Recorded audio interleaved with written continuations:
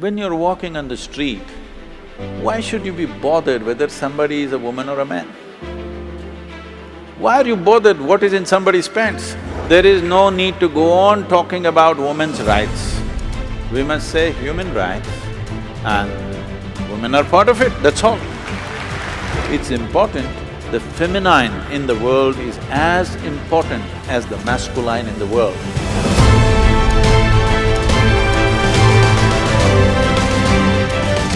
Sadhguruji, what is the quality you find in an Indian woman when compared to the world woman, other countries? What is the best and beautiful quality, one single quality? Are you trying to get me into trouble?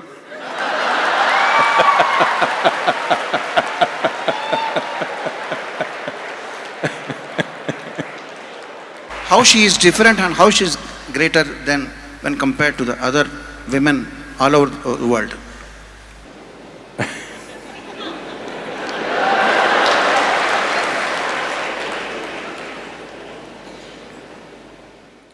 See, I don't know why we are putting only women on the focus.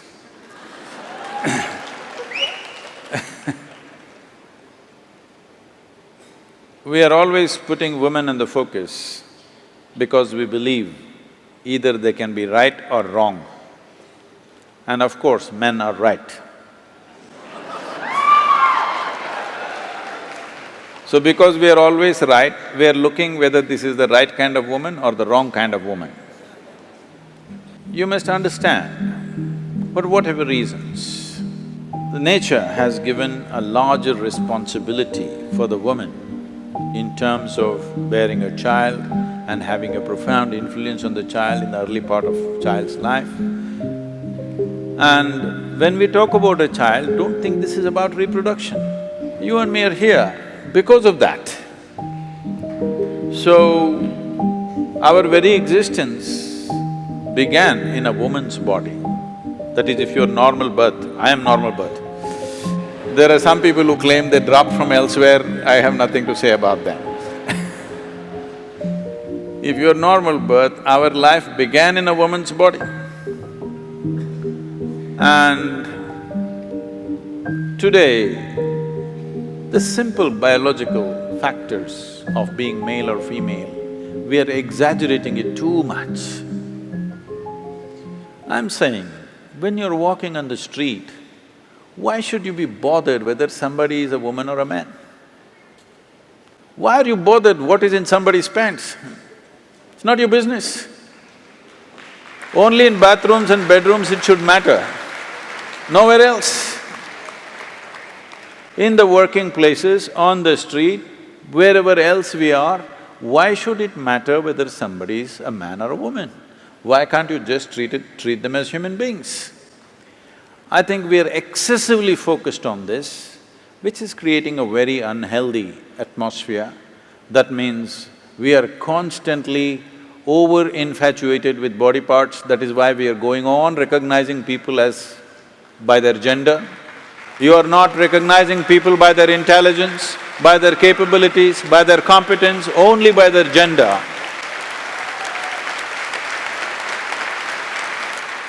But it is not a fair way of looking at the world. For certain aspects of our life, gender is important. But for rest of the life, how much brains you got is important, how much capable you are is more important. Gender is only valid in certain relationships. In rest of the relationships, gender shouldn't even come into the picture. Only then there will be equality. There is no need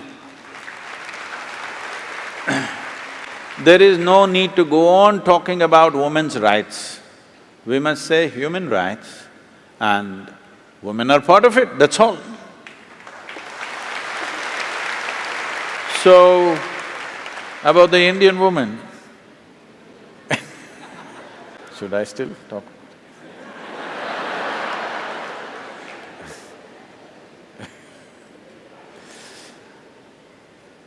In this country, for a long time, we've nurtured many wonderful things.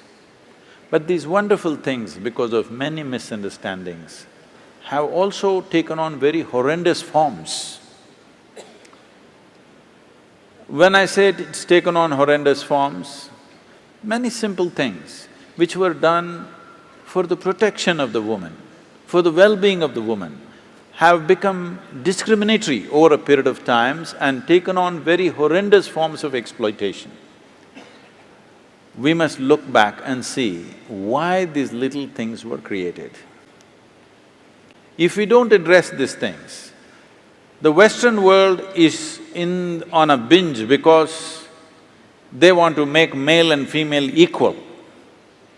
It is not necessary to be equal. Equal opportunity is fine. It is not necessary to expect a woman to do the same things that a man is doing. Then what is the point of the gender differentiation that nature has made? It's important, the feminine in the world is as important as the masculine in the world. But today, in the name of equality, women are coming to a place where they are beginning to act like men because they know that's the only way they can succeed in the world. The only way they can succeed is they have to act like men. You see even women doing like this these days. This is not necessary because if you destroy the feminine, then you truly have enslaved the woman.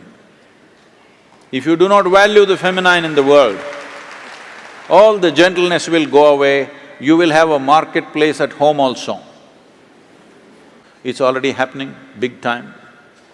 Before people marry, they're making an agreement, when we break, who will get what in this house?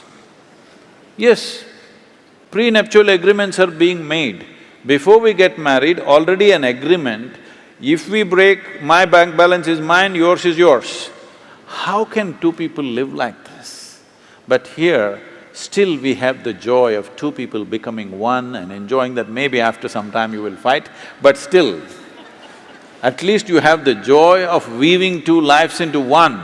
When you go at it like this suspiciously in the name of equality, you will never know the joy of knowing each other, mingling with each other, being one with each other. Nothing will happen. Home will become a marketplace. This is because of wrong ideas of equality. Equality you should not even talk about. We should talk about responsibility for each other.